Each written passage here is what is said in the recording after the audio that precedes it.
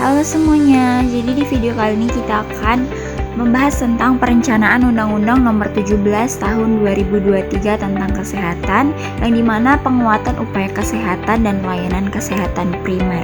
Yang pertama masuk ke dalam latar belakang, di mana kesehatan merupakan hak asasi manusia yang dijamin oleh konstitusi.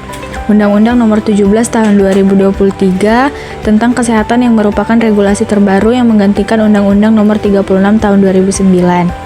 Substansi dalam Undang-Undang Kesehatan ini mencakup penguatan sistem kesehatan nasional, tata kelola pembiayaan, inovasi dan teknologi kesehatan, peran serta masyarakat, hingga perlindungan hak dan kewajiban bagi tenaga kesehatan maupun masyarakat. Kesehatan juga dilatar belakangi oleh kebutuhan transformasi sistem kesehatan nasional akibat berbagai permasalahan struktural yang belum teratasi dalam Undang-Undang 36 Tahun 2009.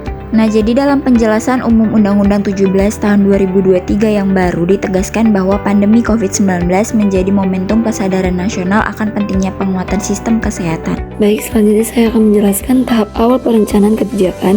Yang pertama ada pencetus dan pemrakarsa, yaitu pemerintah menginisiasi perubahan regulasi melalui yang pertama, evaluasi menyeluruh terhadap Undang-Undang Nomor 36 Tahun 2009. Yang kedua ada analisis kebutuhan layanan kesehatan masyarakat. Yang ketiga ada kajian sistem kesehatan berbasis data nasional atau beban penyakit, distribusi fasilitas, dan SDM kesehatan. Yang pertama ada pemerintah. Pemerintah berupaya melakukan pergeseran paradigma besar dengan menempatkan layanan kesehatan primer sebagai fondasi utama dalam sistem kesehatan nasional, bukan lagi sekadar fasilitas pelengkap atau pintu masuk administratif, bertujuan untuk mengubah pola pikir masyarakat dari budaya atau mengobati menjadi budaya atau mencegah preventif dan menjaga kesehatan promotif. Dengan memperkuat narasi bahwa kualitas bangsa dimulai dari layanan tingkat pertama, pemerintah ingin memastikan bahwa setiap individu mendapatkan akses kesehatan yang komprehensif, terintegrasi, dan berkelanjutan sejak dini di lingkungan terdekat mereka. Yang kedua ada DPR RI. DPR RI menjalankan fungsi legislasi dalam transformasi kesehatan dengan melakukan pembahasan mendalam atas rancangan undang-undang bersama pemerintah. DPR RI memberikan perhatian khusus pada penilaian urgensi penguatan layanan kesehatan primer. Yang ketiga ada akademisi dan organisasi profesi, yaitu akademisi dan organisasi profesi kesehatan memberikan masukan berbasis bukti ilmiah terkait yang pertama pentingnya layanan primer sebagai first contact. Yang kedua, perlunya integrasi promotif dan preventif. Yang ketiga, penguatan puskesmas sebagai ujung tombak pelayanan kesehatan. Yang keempat, masyarakat. Masyarakat dilibatkan melalui konsultasi publik dan partisipasi aktif yang kemudian dilembagakan dalam pasal mengenai keterlibatan masyarakat dan upaya kesehatan berbasis masyarakat. Lalu, perumusan kebijakan upaya kesehatan dalam undang-undang.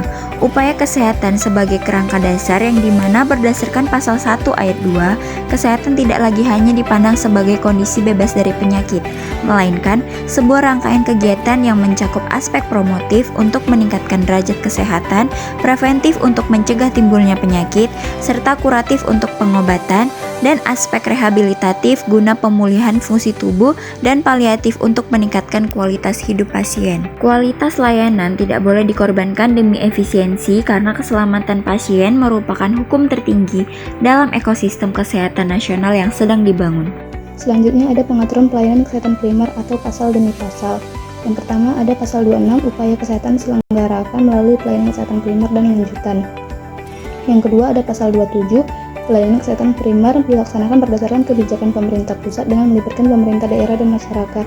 Yang ketiga ada pasal 28 pemerintah pusat dan daerah wajib menjamin akses pelayanan kesehatan primer yang merata, inklusif dan non-diskriminatif bagi seluruh masyarakat. Yang keempat ada pasal 30 pemerintah pusat, pemerintah daerah, dan pemerintah desa bertanggung jawab atas penyelenggaraan dan pembinaan pelayanan kesehatan primer. Terus ada pasal 31 pelayanan kesehatan primer menyelenggarakan upaya kesehatan perseorangan dan masyarakat serta menjadi kontak pertama masyarakat dengan sistem kesehatan. Yang terakhir ada pasal 36 ketentuan lebih lanjut mengenai pelayanan kesehatan primer diatur melalui peraturan pemerintah.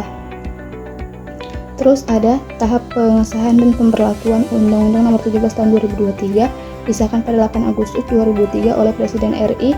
Terus yang kedua diundangkan dan langsung berlaku sejak tanggal tersebut Pasal 458 yang ketiga memerintahkan pembentukan peraturan pelaksana paling lambat 1 tahun sejak diundangkan. Pasal 456. Selanjutnya implementasi melalui peraturan pemerintah yang dimana sebagai tindak lanjut pasal 36. Pemerintah menerbitkan PP nomor 28 tahun 2024 yang mengatur teknis.